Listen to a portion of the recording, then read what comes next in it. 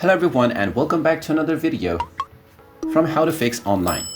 In this video, I'm going to show you how to fix out-of-date Yahoo Mail application. So let's get started right away. If you're trying to use the Yahoo Mail application, but you notice various different errors and issues that are not allowing you to use the application in a proper and smooth manner, then this is probably because your application has not been updated for a long time. So in order to solve this issue, first of all, open up the iOS App Store or the Google Play Store depending on your device and simply search for Yahoo Mail from the search option. Once you find the Yahoo Mail application, if you see an update button instead of open, then you will need to tap on it to install the latest updates for the Yahoo Mail application.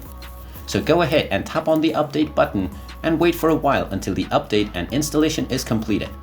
Once the update is done, you will see the open button once again, so you can tap on it to open up the app and see if your issue is fixed and the application runs smoothly once again.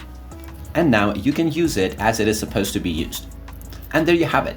That is how easy it is to fix the Yahoo Mail out-of-date problem on your smartphone.